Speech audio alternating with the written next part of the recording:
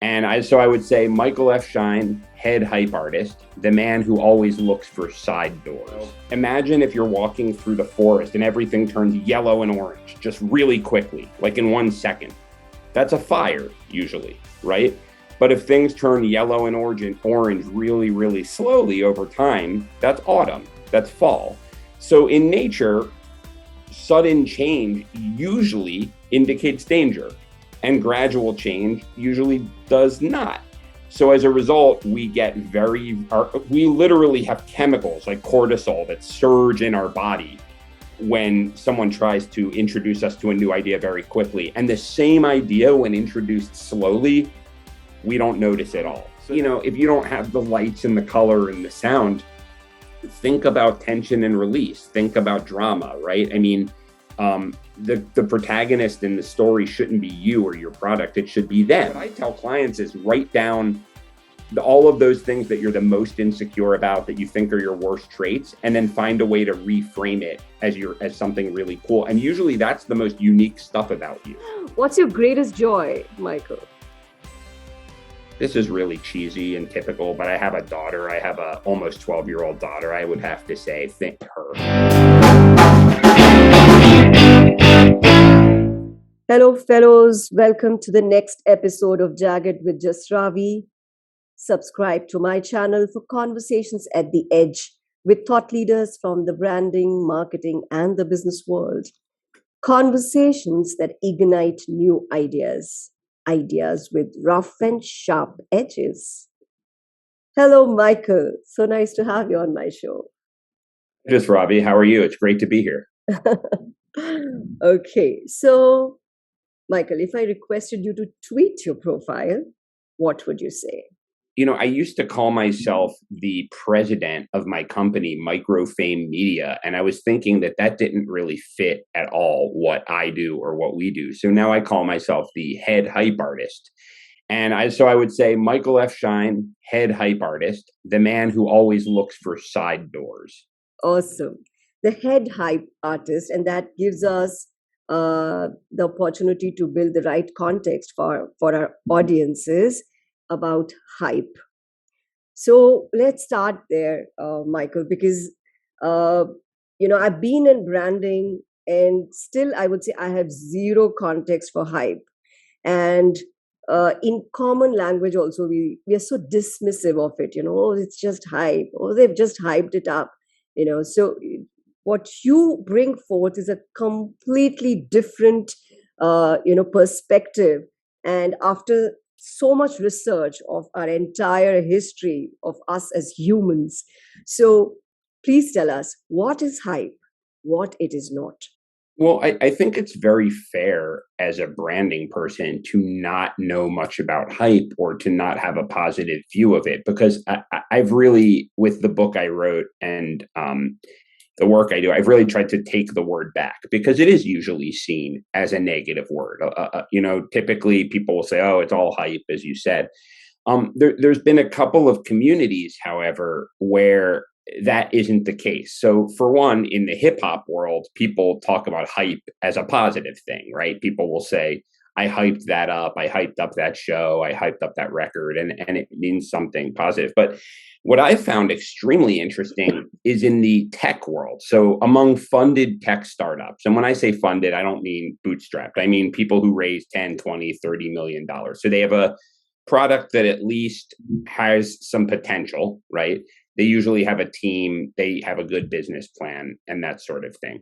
The word hype is used a lot, and it's usually used like this. People will say things like, if only I could hype up my product, if only I could hype up my company, I would have $100 million valuation instead of a $10 million valuation. And I think what they're saying is, you look at companies like Uber and WeWork, who had very charismatic, often not very nice founders, but they were very good. And I don't know what nice means, but they have bad reputations in a lot of ways. But they're very good at drumming up a lot of attention around their stuff.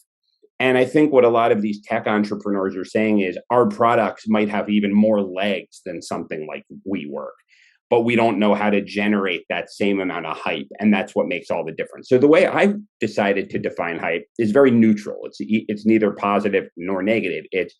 any activities that generate a large amount of emotion among among a large number of people to get you to a certain place, to get a certain reaction, right?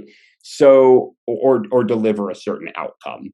And that outcome can be horrible. It can mean a cult leader trying to get a bunch of people to do awful things, but it can be wonderful. It can be Martin Luther King using the media to get across a very important message that wasn't touching people emotionally before. But the mass psychology that makes that kind of mass emotion happen just is. People respond how they respond, and it's usually not very logical. And so you can either reject that or you can accept it and figure out how to apply it ethically. And I teach people how to do the latter. So lovely explanation. And as you're talking about it, I'm thinking from cult, I'm thinking communities, I'm thinking religions, you know, from the from the moment how we've evolved as a species, whenever we've come together as a tribe or as a group, uh, this has worked, like you have talked, but most so strongly in religions as well, because branding kind of borrows in a big way from religions as well. Yeah, Build a myth, have a symbol, rituals, etc. absolutely. So this thing that you're talking about, you know, uh, in masses, how we respond to something.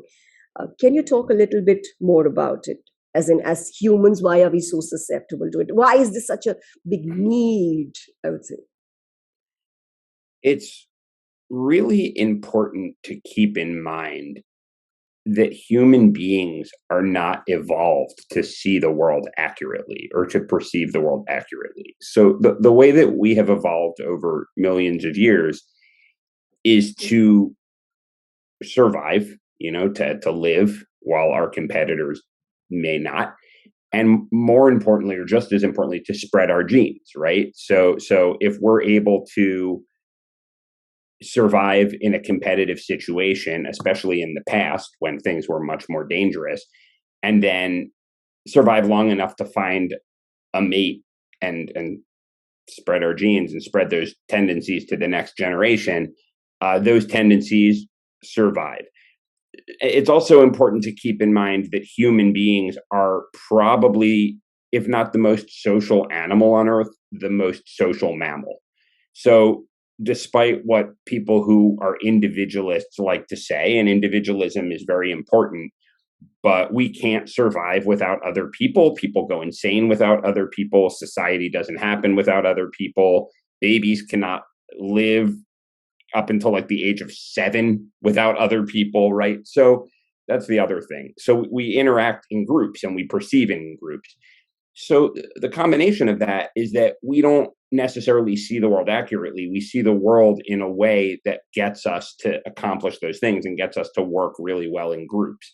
So, for example, I have a strategy. So, in the Hype Handbook, the book that I published and wrote and published, I have a hype strategy that I call "Give the babies their milk before you give them their meat." And what that means is, if you try to give a human being, if you try to shove your ideas down a person's throat, they'll just reject it out of hand, a new idea. But if you slowly, in droplets, ease people into a new idea, it can be the craziest, most radical idea ever, and they won't even realize that you're indoctrinating them into this idea. So why are we like that? We'll use this example. So imagine if you're walking through the forest and everything turns yellow and orange just really quickly, like in 1 second. That's a fire, usually, right? But if things turn yellow and orange really, really slowly over time, that's autumn, that's fall. So in nature, sudden change usually indicates danger, and gradual change usually does not. So as a result, we literally have chemicals like cortisol that surge in our body when someone tries to introduce us to a new idea very quickly. And the same idea, when introduced slowly, we don't notice at all. So that's one example. And just it's wired into us. So you have to decide, are you going to accept that reality or reject that reality? Because it is reality. Beautiful. And I'm thinking of the the leaders that you've talked about, and I'm keeping them in mind, how they will indoctrinate you drop by drop. So, you talked about your book, Michael, the Hype Handbook, 12 Indispensable Success Secrets from the World's Greatest. And here's the interesting part. Propagandists, self promoters, cult leaders, mischief makers, and boundary breakers. And when I'm reading this, and instantly the thought that came to my mind is, Elon Musk is doing something right. you know, Yeah, I mean, people talk about this a lot, right? I mean, some would say that Elon Musk is a great inventor, is a great business person, and that's probably true, at least in part. But you know, he didn't create Tesla. He did not invent those cars. So and that's all fine. What he is, though, is a really good hype artist, right? Anytime he has a new business or new invention, he generates a huge amount of attention around that in a lot of different ways that we can talk about. So it's not to say that Elon Musk isn't great at what he does. It's that he's really great at turning what he does into attention. And by turning it into attention, he turns that into dollars. And that is not always a bad thing. So Tesla is a great example. So what most people did about electric cars, most people who embraced electric cars were environmentalists. And that's great. But as a result, they had these cars, and it was like, eat your cod liver oil, take your medicine. It was like, drive this really boring car like a Leaf, which is really ugly and really small and can't get very far and can't drive very fast. But you got to buy that Leaf because you're helping the environment. And, that only goes so far. People don't want to drink their medicine. People, especially in the United States, really like cars. So what did Elon Musk do? He obviously cares about climate change, whatever you want to say about him. And so what he did was he created a really cool looking car, and it goes really fast. And he charged $100,000 for it. Why? Because then the richest people and celebrities bought that car, and it became a status symbol. So now they dropped the price for certain models, but it's still expensive. And now you see people who, instead of buying a BMW or a Mercedes, they buy a Tesla. They don't care about the environment at all. Now they'll have a lower level model, and everyone's going to want to be like those people, right? So he has basically hyped his car, which helps the environment, arguably. He focused on the way people really act. We're really status driven instead of how they should act. They should care about the environment, but they don't. They care about status. So that's what my message is. It's, you can either think about the way the world ought to be and not get very far, or you can think about the way the world is, which will really help you accomplish your high-minded goals if you have high-minded goals. Yeah, yeah. So beautiful. So aspiration, making it cool. And I want it today. And of course, I'm helping the environment in the future, but you've created a need for today, how I am, by making it so aspirational and so cool. Right. So, Michael, any other strategies you'd like to share that brands and marketing can learn from? Because like we were talking in the beginning, you're hyping it, but are you really understanding that this is a strategy and it can be integral part of how you're going to approach marketing? It's a great question. I mean, I often tell people that if they only read one chapter of the book, because the book is not divided into chapters, it's divided into strategies. So there's 12 hype strategies that if you master these 12 strategies, you'll be able to go pretty far at generating the type of attention that I'm talking about if you practice it. And the first hype strategy, the first chapter, is called Make War Not Love. And I often tell people, if you don't learn any other chapter in the book, learn that, especially if you're running a brand. If it's not just about you personally, if it's a company with a brand, that's really effective. And in fact, when I work with clients, we basically work with idea-driven businesses, tech startups, and high-level consultants to help them generate this kind of attention and emotion around their own stuff so that they can either get a high valuation or more clients or customers or whatever. And I always start with this strategy. And what I say to them is, think of a point of view in your industry that is very, very common, that's almost gospel, that you completely disagree with, that you would go on a soapbox to disagree with. And at the same time, think about a point of view in your industry that you are 100% confident is the case and that other people don't tend to agree with. And so I'll give you two brand examples, if that's okay, of how this works. So Basecamp is a CRM system. So not a very exciting product. It's basically how you track your workflows, like a project management kind of tool. And they had to compete with Salesforce, which is really tough to do because Salesforce invented a new industry. They invented cloud-based CRMs and project management tools.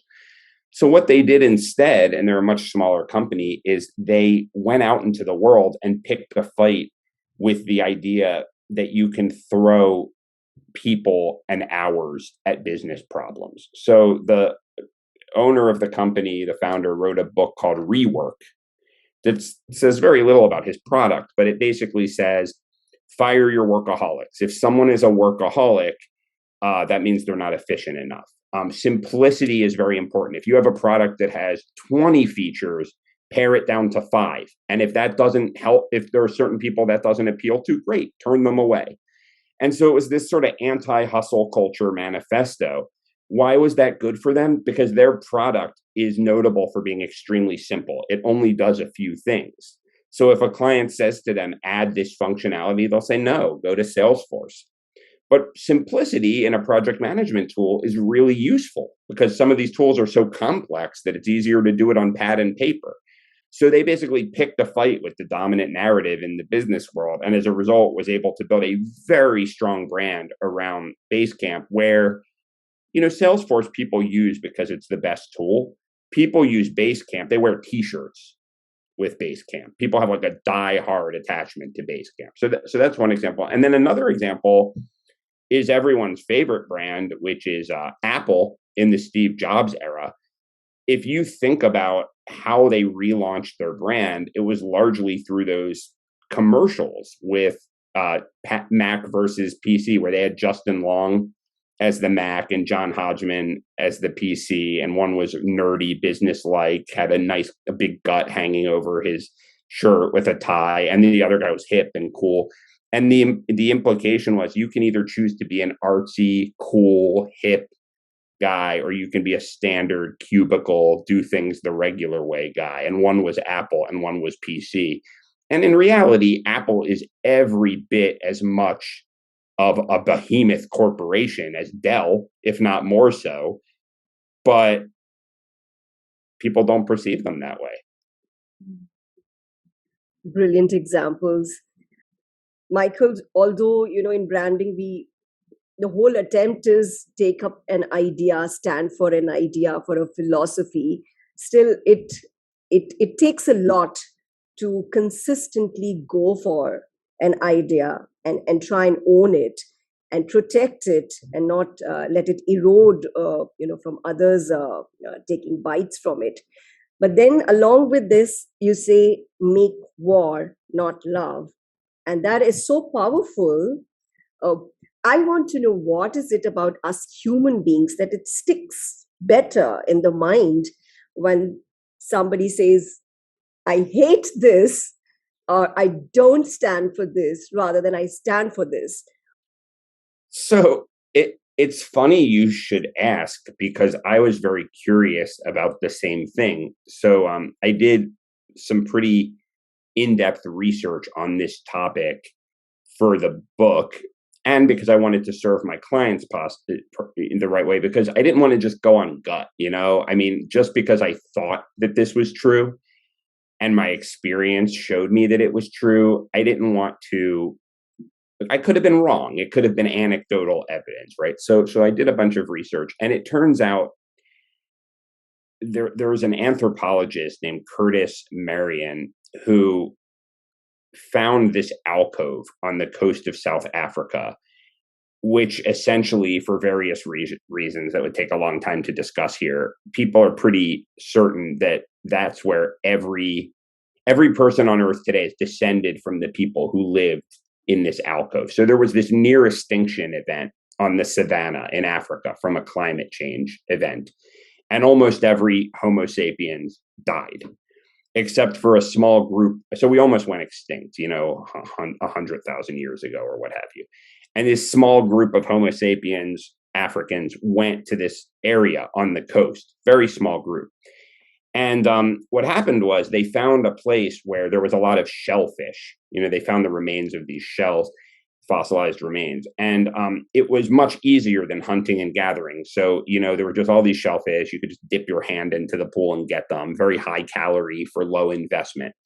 So the only thing keeping people from getting this shellfish was other people, right? Now, these people were all genetically similar, but the hypothesis, and it's backed by a lot of evidence, is that these people probably split into different tribes, right? Because there was only so much shellfish.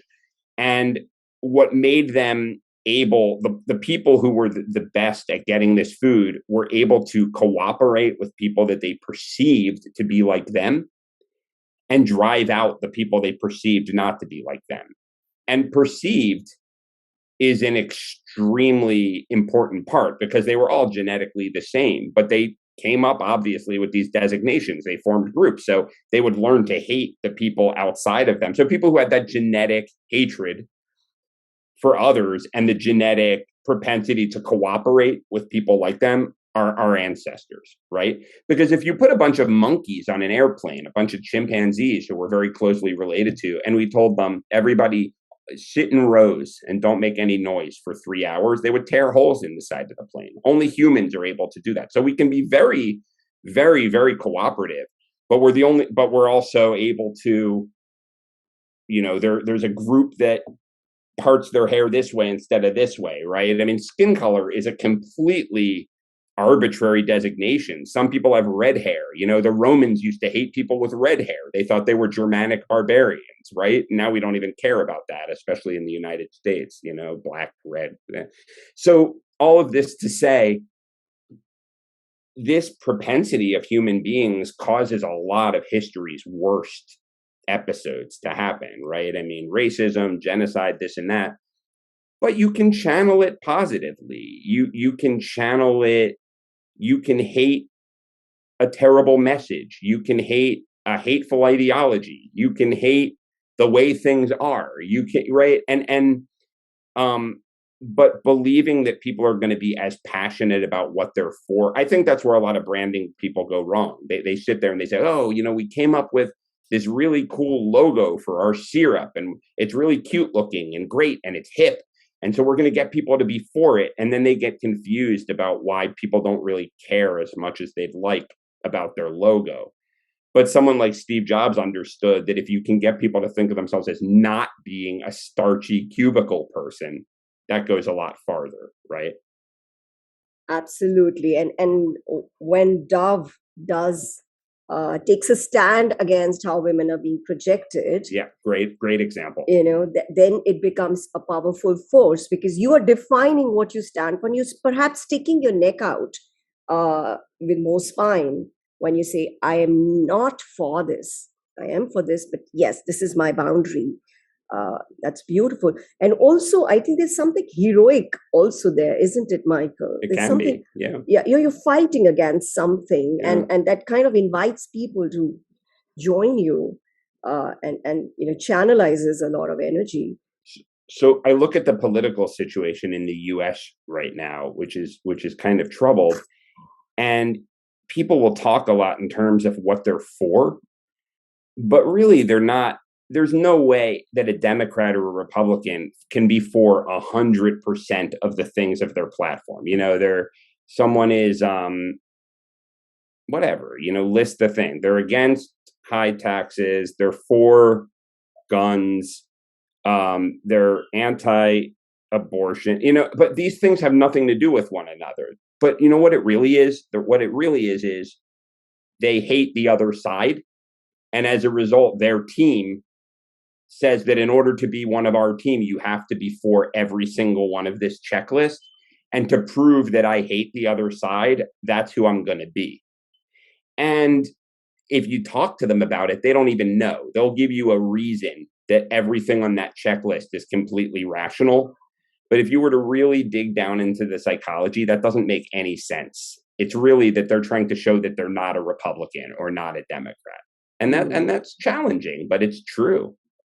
Yeah, so there's a stronger emotion as well underlying hate, or what you are against, and like you started with, this whole thing of hype is about creating a certain amount of emotion, so it kind of works strongly.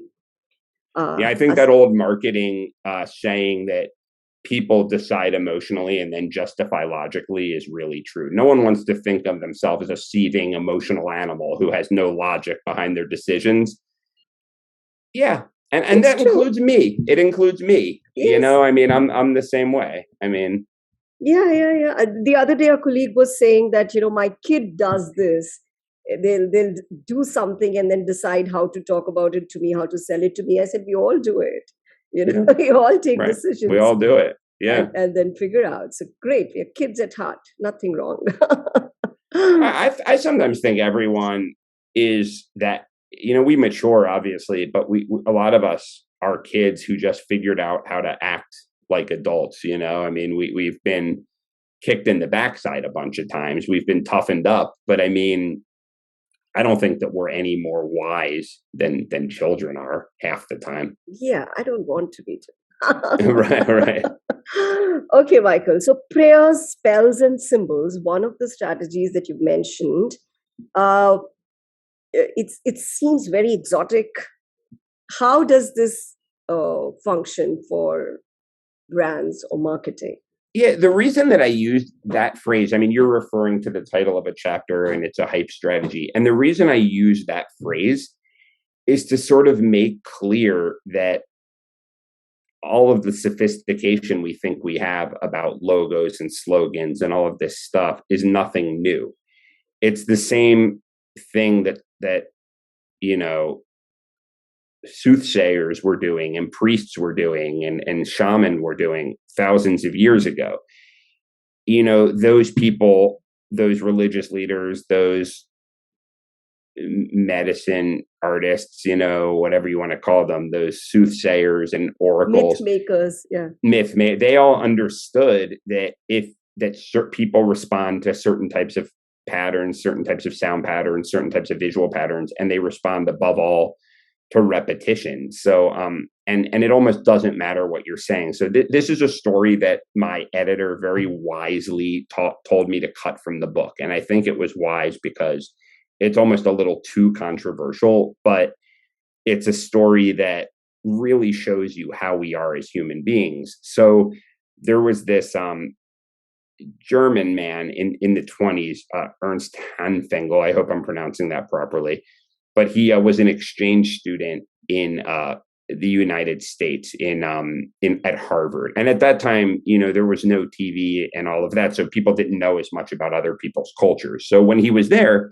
he discovered the culture of football, American football games, and he got interested in it. He played the organ, so he would play the organ at football games, and he would see the Harvard kids going, "Fight, Harvard, fight, fight." And at that time, Harvard people, Ivy League people were very, they wore Ivy League clothing, bow ties, they were very sophisticated, but they would lose their minds. They would go crazy, And one thing led to another. He came back to Germany and he became radicalized. He was one of the early members of the Nazi Party when there were only like 100 members. And so he had Hitler's ear. And as the party began to grow, this guy, Ernst Hanfengel, Hitler was saying, we need something that the talks are going over very well, but we need something to really coalesce people. And this guy basically said to Adolf Hitler, this is interesting. When I was at Harvard, they would play football and people would go, "Fight, Harvard, fight, Harvard, fight, fight, fight." And Hitler got very excited. He said, "Yeah, we'll do something like that." And that's how they came up with Sieg Heil, Heil Hitler, Sieg Heil, Heil Hitler. And you see these crowds doing that in unison. It doesn't look that different from people who go to football games and paint themselves in blue and yellow and cheer at the same time, or people at a Grateful Dead concert losing their minds, chanting something in the audience, right? So I think it's just worth noting, as children, we all needed to learn language, and learning language is very hard. And we've been programmed to really respond well to repetitive patterns, to respond well to things like rhymes and alliteration, only because that makes it easier to go through all those random sounds and chop them up. We respond really well to certain color schemes. Like we respond well to simple color patterns. If there's examples that I talk about both to clients and in the books of people creating really simple versions of complex artwork and pasting it all over and over, and people become obsessed with it. So when you're thinking about logos and slogans, don't intellectualize it so much. It's really important to think, whatever this thing is, how do you make it something that will stick in people's minds, and then figure out a system that allows for the relentless repetition, especially group repetition of that thing. I mean, go to an Amway rally, right? They chant these positive thinking slogans over and over and over, and the crowd gets crazy and they just buy tons of inventory. The Apple logo, it's better now than it was in the beginning because it's very simplified. It's the only logo that liberal people put on their bumpers. They would never put an Exxon logo on the back of their car, or right, or General Mills. So I use that term not because it's anything mystical, but because this stuff has been around forever. But we're a capitalist society, so now we frame it as brands and slogans instead of prayers and symbols, but it's all the same. Yeah, so the musical signatures and there's rituals being created with some chants, like we were just talking about how Horlicks did this apang japang something very fun, because they were coming up with a variant for juniors, and all That's this time they had been family. Yeah, so it's just something fun. It didn't mean anything, but or Buddhist chanting, right? I mean, they have you pick a mantra, Om. I mean, that doesn't mean very much. I mean, in America, and people who don't speak Sanskrit definitely don't know what it means. But if you chant it over and over and over again, it actually puts you in a trance, right? I mean, we are really wired for that. Yeah, and music, I think all the signature music, the way we use it, I mean, it's like I mean, yeah, we can say it's archetypal, and it's, if you choose it carefully, it's creating a certain impact designed for that. But still, I mean, it's us humans at the basic limbic system responding to sound.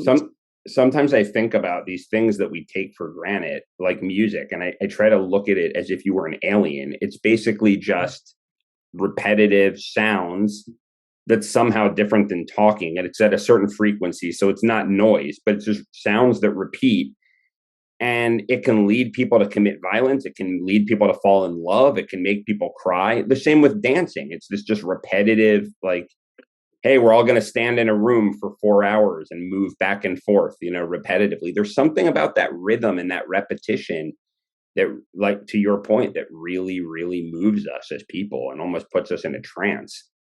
So how marketing is not hype, and hype is not marketing, and hype perhaps is one part of marketing. How would you talk about this?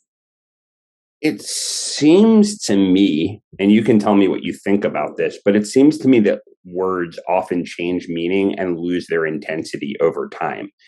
So marketing, I'm not sure what it means anymore. I think when marketing started, what it meant was bringing things to market. It was everything that happened before a sale. It was getting people to know your stuff well enough that they would give you money, right? I mean, branding originally meant when you owned cows in a field, you would brand them on the backside to show that it was yours. So branding meant that's my brand, right? So unfortunately, I meet a lot of quote unquote professional marketers now. There are a lot of great ones, but who I don't really know what they do, and they don't know what they do. So I'll talk to them about what they do. Well, I'm an Instagram expert of engagement, and then I'll look into does your stuff drive sales? Does your stuff make more money for your clients? And it's almost like a lot of like talk. And what I found is that in the modern world, what marketing has come to mean for a lot of people, not everybody, is I know how to push the buttons on the right technology, the right buttons on the right technology. I mean, you'll see marketers who they're awesome at setting up sales funnels. They're awesome at going into the back end of code and optimizing it for search engine optimization. But when you actually dig into why they're doing that, well, because that's what's done. So I think marketing should be what hype is. I mean, marketing should be getting people really emotional so that they'll make a buying decision. But we can talk about this, and I'm willing to be proven wrong. But a lot of the people that I've talked to don't really even. That's the 19th thing that they'll tell you. They'll tell you how good they are with HubSpot and how they're HubSpot certified. But HubSpot for what? So I feel like hype takes it back to basics. It just basically says, you know, it's what marketing should be. It's the idea that we're trying to get people emotional so that they'll take a certain action. And the reason that I don't use a lot of traditional marketers in my explanations is that I've often found that the best marketers aren't marketers, right? So you'll see these people who are VPs of marketing, and some of them are great, right? But some of them are just picking the right agencies and getting the right website. But you'll see a manager of a rapper who doesn't think of themselves as a real marketer, or someone doing an indie film like the Blair Witch Project, and they'll get millions of people to pay attention with a $20 budget. And it's like, how did you do that? And they'll say, oh, I hyped it up. So I'm trying to shake people up. Like, if you're a professional marketer and if that's what you do for a living, look in the mirror and be honest and say, am I just really good at marketing technology and in filling out spreadsheets and in setting up sales funnels? Or do I know how to get people worked up enough that they'll take whatever action I want them to take, which in business is usually paying for something? And if not, learn from the people who are good at doing it. And they're not always your colleagues. In fact, a lot of times they're not your colleagues. Yeah, absolutely. And, as you were talking, I was wondering, Michael, that this whole thing about, can it go viral? Let's create a lot of buzz. It's at the end of the day, creating hype. And the what is underlying in my, I don't know, I would like to know what you think. And underlying is that you have your pulse on uh, the larger consciousness around. You know Yeah. what's what will connect. Like when we say look at the popular culture and use that. I think stand-up comedians have such a great idea Yeah.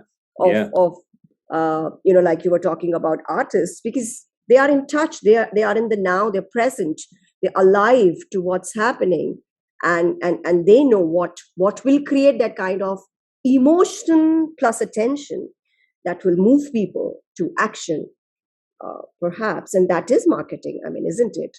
It should be. I mean, I couldn't agree more. I look at someone like Tim Ferris, right? So there are thousands of business book writers out there, and they do fine. Most of the business books out there essentially help people drive clients and give credibility. But Tim Ferris wrote the 4 Hour Work Week, and it was a phenomenon. I mean, not only did it sell millions of books, it created spin-offs. It was the platform from which he started his extremely successful podcast. I mean, all of these things. So you have to ask yourself, was it only because it was a good book? Well, that was part of it, but there's a lot of good books. But that title, the 4 Hour Work Week, what he did was, as you're calling it, having your pulse on the times, he identified a void. He saw the zeitgeist, right? Like the what you're calling the published consciousness. He basically said all of these people out there are working in these middle management jobs where they're asked to spend 50, 60, 70 hours a week. They don't always know what their jobs are, right? Like, you're a director of solution development, and you're working all these hours, working on spreadsheets and decks, and half the time you don't even feel like you're really contributing. You're tethered to your desk. You have to be in at a certain time, and this was before the pandemic, well before the pandemic, but in at a certain time, leave at a certain time. They're very uninspiring things. And so that was a void. People were he sensed feeling this dissatisfaction. And he said, listen, why do you have to live like that? We have technology now. We have outsourcers. We have many ways, don't work for retirement, work for now. Don't be tethered to a cubicle, work from, Thailand. And it just hit a nerve because he understood before people understood how dissatisfied they were. Because if you talk to those people, they probably would have said, it's all right. It's working for a living. That's fine, Yeah. But he got it before they got it. Yeah. Absolutely. And that's his brilliance, I think, because how he positions his podcast as well, this whole lifestyle engineering and right. This whole because people have that dissatisfaction with urban city living and that whole yearning that is there somewhere deep down, which became very prominent in the COVID times. But look, when he started this whole thing of how you can like algorithms for happiness and like this whole new jargon that he's brought to life and living. But I don't think his book or message would have worked in 1954. That's what I mean. So in other words, in the 50s, you had a job. And if you had that job, your life could be pretty good. You worked on a factory line, but they paid, they paid you a pension. They paid you a living that only one person had to work. And all of those people, especially the men, had just been through the war. They wanted security. They didn't want to be thrown. They had just been through the fire. They wanted that world. They wanted the suburban thing. So if he had come out and said, oh, you can only work 4 hours a week, those people would have said, why the heck would I want that? Like that sounds horrible. I want a job with a pension and know exactly what I'm going to do every day, because the last years before that were hell on earth. So it's not enough to just say, oh, people are always dissatisfied with their jobs. That's kind of true. It's a function of like what form is that dissatisfaction taking at this moment in history? Absolutely. And I guess, like you mentioned, Oprah and Kim Kardashian and all those people who have created the success gurus, life coaches, cult leaders, who've started a movement of their own. Like, I mean, it's interesting that Tim Ferris is also called Oprah of audio. Yeah, they do. They call him that, right? Yeah. Yeah. So this whole thing that you've talked about, that they take you to a transcendental state. So you buy their product, So that's one of the strategies in the 12 strategies. Could you talk a little bit more about this? Because definitely marketing wants to do this, like create this theater and drama. Yeah, I mean, I think what people call that, it's another way of saying storytelling, but it's a little bit different. Like storytelling has become this really popular thing in marketing, but I think people get it wrong, right? So they'll be like, oh, storytelling. So they'll have a bleach, right? Like Clorox, and they'll be like, what's the story of Clorox? And no one really cares what the story of Clorox is. They care about their own story. They care about being part of something bigger. So the reason I use theater and drama as something that's important, I use it twofold. So in certain cases, it really is literal. So Amway, arguably, their products are just fine, right? I mean, this is a company that's they are big enough that they have a sports arena named after them. They are a massive, I believe, multi-billion-dollar company. And I don't know many people outside of Michigan who know their products. The products aren't called Amway, right? So what they're selling is not their products. They're selling people. So what happens is they get thousands, if not millions of people, millions, I guess, to become Amway distributors to buy a bunch of inventory and sell it to all their friends and family. So how do they do that? Well, they're not doing it on the brand of the products, because we don't know the brand of the products. They're not, and the products are probably fine, but it's like soap and stuff. I mean, how different can it be? So they're not doing it on that, and they're not doing it on, the quality of the products. That's neither here nor there. They use theater and drama to get all of these people hyped up. So they bring them into these big halls and they bombard them with loud music and lights, and they have these charismatic salespeople who are the biggest salespeople in the country up on stage, and they treat them like protagonists in this grand story. And the company's called Amway, which is American Way. So the founders are very, they have this belief that, capitalism will solve all the problems, all the ills of the world. So it's this idea that if you are supporting Amway, you're supporting America and the American way and the this and that. They chant, "Ain't it great? Ain't it great? Ain't it great? Ain't it great?" So it's theater on that level. It's like going to a gladiator show or a rock concert or whatever. And people are susceptible. It breaks down your resistance. It gets you very excited. But there's another way to talk about drama. I mean, in ancient Greece, they invented what we think of as theater. I mean, there were other theater like co-theater in Japan, but like what we think of as theater was invented in Athens. And there was no light, there was no sound. It was an outdoor arena, a place that had good acoustics, natural acoustics, and they wore masks, but they were very simple masks.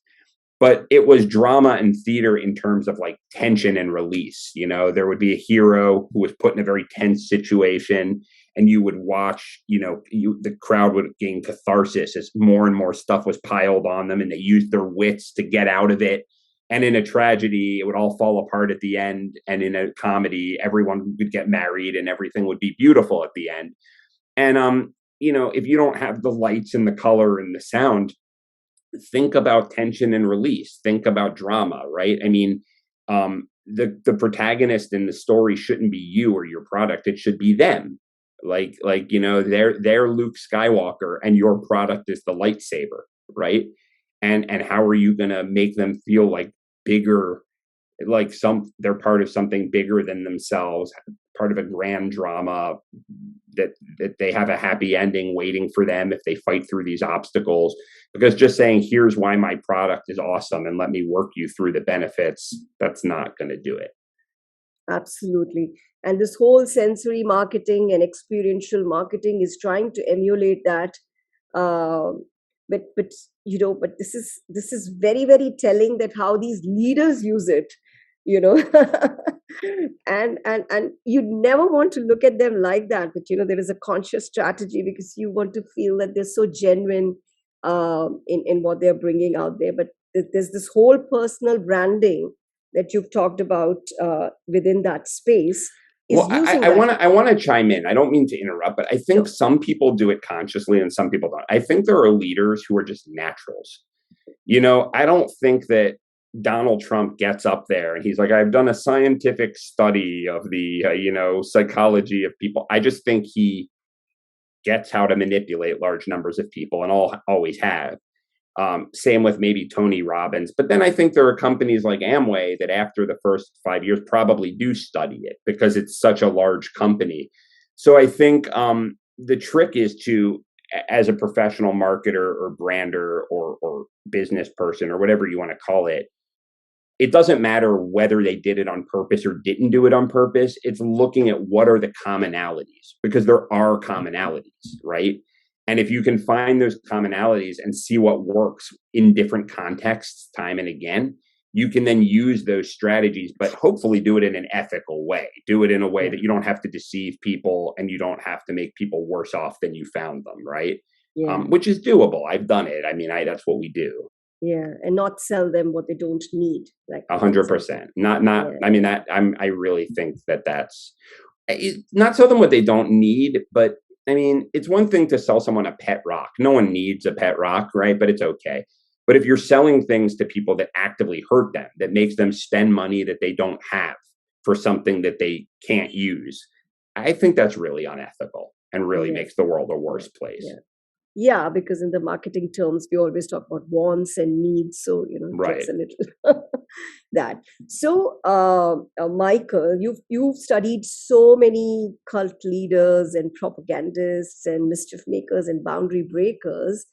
Do you think, so there are commonalities, do you think they have their unique edge factors also? Like I'm calling it edge factors and like a hype factor, which have been your favorite? Were you surprised that they are your favorite? Yeah, I mean, the X factor thing is interesting because, as I said, before, like, I think there are some people who just have a knack at this stuff. Like, they didn't study it, but they just have a knack for this stuff. But I also think there are people who do study it, like Edward Bernays, who we can talk about or you can read about in the book. But I also think there are people who they turn their weaknesses into strengths. Like, no one would say that Andy Warhol is a particularly charismatic person on the surface. I mean, he's ridiculously quiet, or was ridiculously quiet, ridiculously sort of weird. But he turned all of those weaknesses into parts of his charisma. I think some people like that are just so ambitious that they figure out a way to make things work for them. But I'll tell you, I was not natural at this. I mean, I was natural at, like, being mischievous. I mean, you mentioned before, we were talking about the band I was in, and I was good at, like, getting people to notice our band and things like that. But I wasn't a natural salesman. I was really bad at what you would call marketing. I mean, I started a business and almost ran it into the ground, but I'm a good student. So I started to study this, and I almost put it as an intellectual challenge to myself and said, do you have to have this X factor? Do you have to have this natural ability, or can you learn it? Can you actually dissect what other people have done and turn it into a system? And yeah, I mean, I guess what a lot of people would call successful. And I did that through dissecting these strategies and making it work for me. I mean, Thomas Edison, was not charismatic at all. He hated people. He was partially deaf. And I only bring that up because it made it hard for him to communicate with people. He was cantankerous. He would have rather been in his lab. So what he did is he created this vision of an inventor who was so dedicated that he worked 24/7. So he would always have the press around. So investors would show up and he would have an assistant say, Mr. Edison can't talk now because he's busy on his latest invention. He had a punch clock that usually employees punch in, but he would punch it in so that he could report on the press how many hours. And it wasn't because he had to work that many hours to succeed. It was just a great narrative that this guy is working hard to change the world, working like a dog. But it was also convenient because he wasn't Tony Robbins. He didn't have a big voice. He didn't pat you on the back. He was like a gravelly, cantankerous guy, which could have really hurt him, but he turned it into his legend. And you can do that. So what I tell clients is write down all of those things that you're the most insecure about, that you think are your worst traits, and then find a way to reframe it as something really cool. And usually that's the most unique stuff about you. Every entrepreneur is hardworking, big deal. But what if you have this weird thing about you that you've always tried to bury, but actually that's the thing that makes you interesting to everybody? Absolutely. Turn your weakness into a strength. I think there's so many brands who've done a great job. And Heinz came to my mind, Heinz ketchup, because it was very thick and said, good things come to those who wait. I love that. That's a wonderful example. Yeah, and there was that rental car company that said, we're number two, so we work harder. I think it was Avis, maybe. Yeah. Yes. Yeah. Absolutely. Okay. I love that Heinz example. I'm going to use that. That's a great example. Yeah.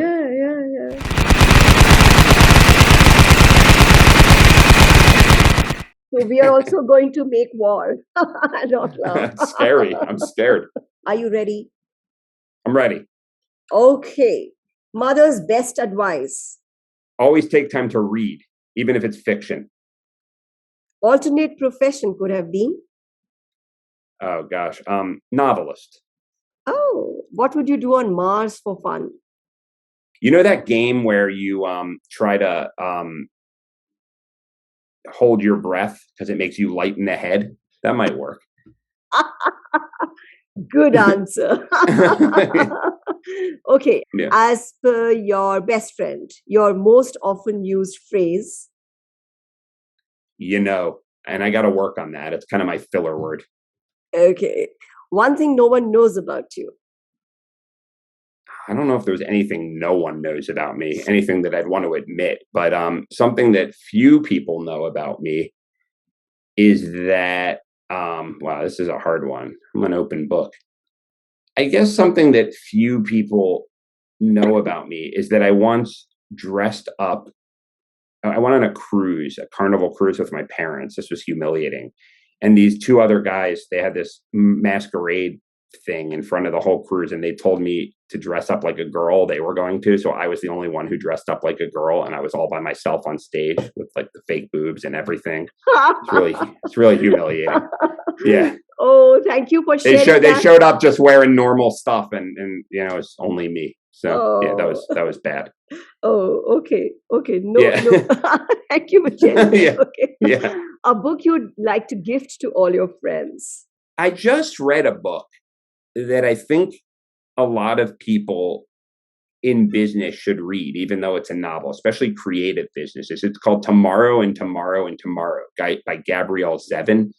And it's about two childhood friends who reconnect and start a video game company. And it's really a wonderful depiction of what the creative life, especially a creative business, is really like. I mean, it's a novel and it's really heartfelt, and it brought me, like, kind of choked me up, which is really strange for me. But yeah, I would really give that to anyone trying to Okay. do something creative. Yeah. Okay. What's your favorite childhood memory? Favorite childhood memory. I used to really like going to my grandparents. My mom's parents had um, they lived in a row home in Philadelphia. I don't know if you know what they are, but it's like a small kind of conjoined house. And they had this basement full of junk, but I thought it was like the most wondrous place in the world. They had all kinds of old books and an animal skull on the thing and like old canes and just all. And I used to spend like hours wandering through this place, and I loved it. Yeah. The mystery of it. Okay. Yeah, exactly. Awesome. It reminds me of Stranger Things. Okay. What's your greatest joy, Michael? This is really cheesy and typical, but I have a daughter. I have a almost 12-year-old daughter. I would have to say, thank her. So it's a wrap up now, Michael. I'd request you to share any online addresses, emails, if you want to say anything about your book, and the links will be available in the show notes as well.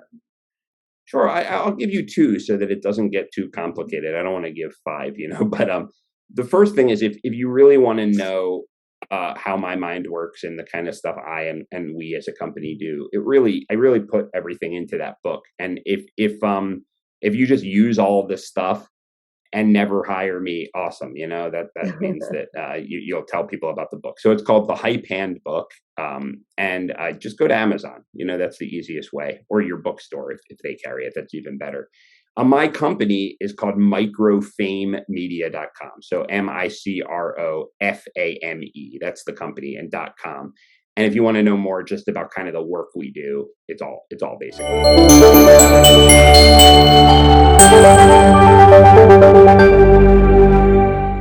I do a lot of podcast interviews, and they run the gamut. Some hosts are great, and some hosts are just sort of read a list of questions, and they all have their value. I have to say that this interview fascinated me. I found this conversation extremely open-hearted and warm, and we explored all kinds of areas that I don't think I would have normally explored. And I hope that even a fraction of that came across to the audience. So please like, share, and subscribe. I had a wonderful time, and I hope you did too. Of course, Michael. Thank you so much. It was great.